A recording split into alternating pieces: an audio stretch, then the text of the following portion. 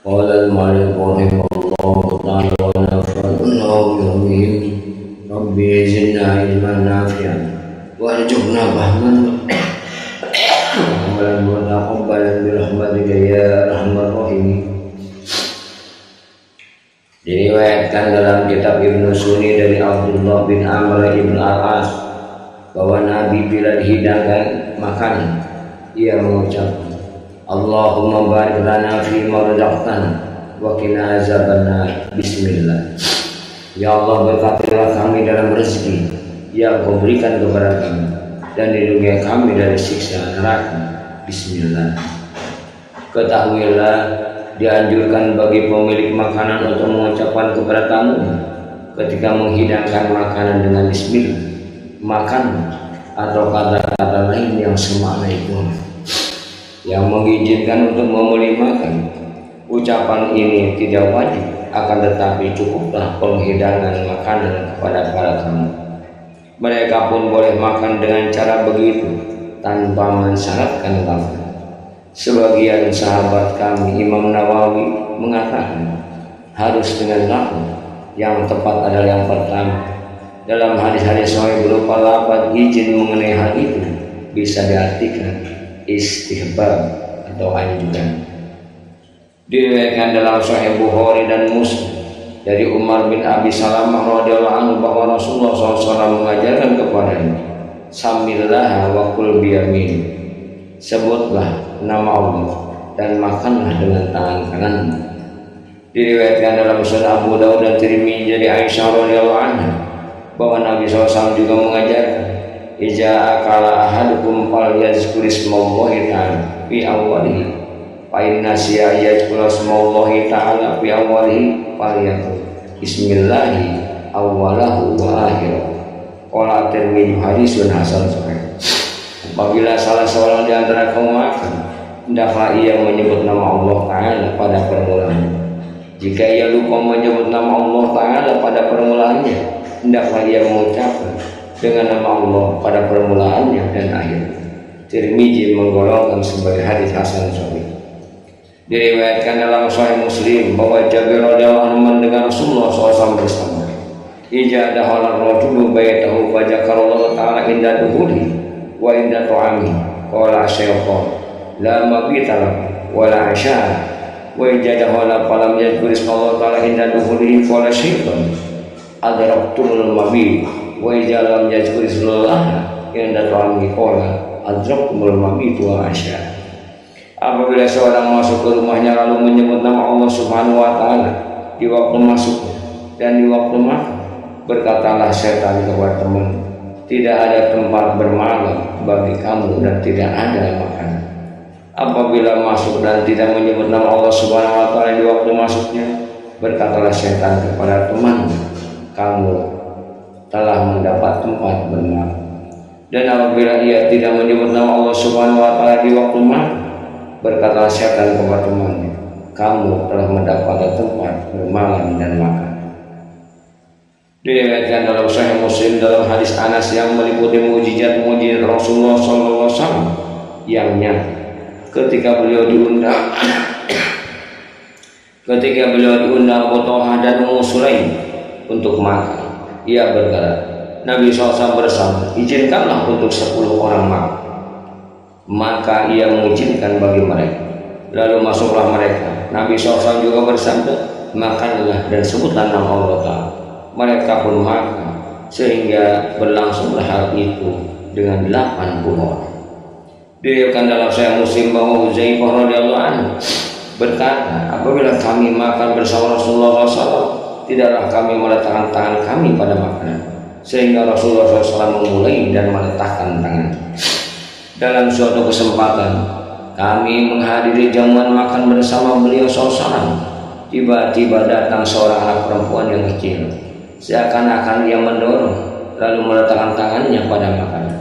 Maka Rasulullah SAW memegang tangannya. Kemudian datanglah seorang Arab tusuk, seakan-akan ia mendorong lalu Rasulullah SAW memegang tangan. Beliau pun bersabda, Inna syaitana yastahillu ta'am alla yuzkara ismullah alaihi wa annahu jaa bihadhil jariyah liyastahilla biha fa hajatu biyadiha faja'a bihajar aqrabiyyin yastahilla bihi fahadatu biyadihi walladzi nafsi biyadihi inna yadahu bi yadihi ma'a yadihi. Sesungguhnya setan menghalalkan makanan yang tidak disebut nama Allah atasnya. Ia membawa anak perempuan ini untuk menghalalkan dengannya, maka aku pegang tangannya. Setan pun membawa orang dusun ini untuk menghalalkan dengannya, aku pegang tangannya. Demi Allah yang nyawaku berada di tangannya, sesungguhnya tangannya setan dalam tanganku bersama tangan kedua. Kemudian beliau menyebut nama Allah Ta'ala dan memakan makanan. Diriwayatkan dalam Sunan Abu Dawud dan Nasai dari Umayyah bin Mahsyi, seorang sahabat Nabi, ia berkata, ketika Rasulullah SAW duduk, seorang lelaki di dekatnya sedang makan. Ia tidak menyebut nama Allah hingga tidak tersisa makanannya, kecuali hanya sesuatu. Ketika menyuapkannya ke mulutnya, ia pun berkata dengan nama Allah, permulaannya dan akhirnya. Mendengar itu tertawa Nabi SAW bersabda, tetaplah setan makan bersamanya. Ketika ia menyebut nama Allah, setan telah memuntahkan isi di dalam perut. Diriwayatkan dalam kitab Tirmidzi bahwa Aisyah radhiyallahu anha berkata, Rasulullah SAW bersabda, memakan makanan bersama 6 orang sahabatnya. Lalu datanglah seorang anak dusun dan memakannya 2 suap. Maka bersabda Rasulullah SAW, amma innahu law samma lakafakum. Qala Tirmidzi hadisun hasan sahih. Sesungguhnya andai kata ia menyebut nama Allah, niscaya telah cukup bagi kamu. Tirmidzi menggolongkan sebagai hadis hasan sahih. Jabir radhiyallahu berkata bahwa Nabi SAW bersabda, man nasiya ay sammiya ala ta'amihi wal yaqwa kul huwallahu ahad iza faragha.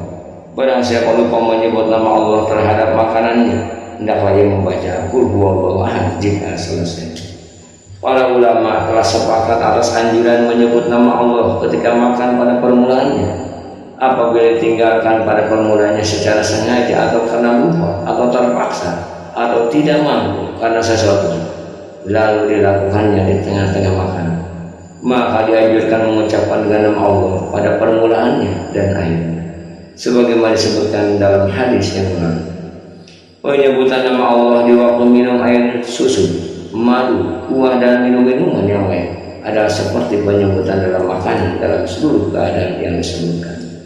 Para ulama dari sahabat Imam Nawawi dan lainnya mengatakan dianjurkan memperdengarkan penyebutan nama Allah agar bisa mengingatkan lainnya untuk menyebutkan dan bisa diikuti. Yang terpenting untuk diketahui mengenai sifat penyebutan dan kadar yang dibolehkan adalah dengan mengucapkan Bismillahirrahmanirrahim. Bila mengucapkan Bismillah, maka telah cukup bagimu dan berlakulah sunnah. Sama saja dalam hal ini adalah orang yang junub dan haid. Bagi yang makan, patut menyebut nama Allah. Andai kata salah seorang dari mereka telah mengucapkannya, cukuplah bagi yang lain. Demikianlah menurut Imam Syafi'i. Hal ini telah saya Imam Nawawi sebutkan dalam kitab Tafsir. Pada riwayat hidup Imam Syafi'i, ia menyerupai jawaban salah dan mendoakan orang bersih, maka cukuplah ucapan salah seorang dari kelompok yang hadir. Diriwayatkan dalam Sahih Bukhari dan Muslim bahwa Abu Hurairah radhiyallahu anhu berkata, tidaklah Rasulullah SAW mencela makanan sama sekali. Jika ia suka, maka dimakan; jika tidak suka, maka ditinggalkan. Dalam suatu riwayat ditambahkan oleh Imam Muslim, jika tidak disukainya, beliau pun diam. Diriwayatkan dalam Sahih Bukhari dan Muslim dari Khalid bin Walid radhiyallahu anhu, ketika para sahabat menghidangkan nyawa yang dipanggang untuk Rasulullah SAW, kemudian beliau mendekatkan tangannya seakan-akan menolak makannya. Para sahabat berkata, wahai Rasul, itu adalah biar. Maka beliau SAW mengangkat tangan. Khalid bertanya, wahai Rasul, apakah biar itu haram? Beliau menjawab, tidak. Aku tetapi ia tidak terdapat di negeri kaumku, maka aku pun tidak menyukainya. Diriwayatkan dalam Sahih Muslim dari Jabir radhiyallahu anhu bahwa Nabi SAW menanyakan kuah kepada istrinya. Mereka istri-istrinya menjawab, kami tidak mempunyai kecuali cukup. maka beliau menyuruh mengambil dan mulai makan dengan. Ia memuji, sungguh enak buah cuka ini. Diulang hingga 2 kali. Wallahu a'lam bishawab.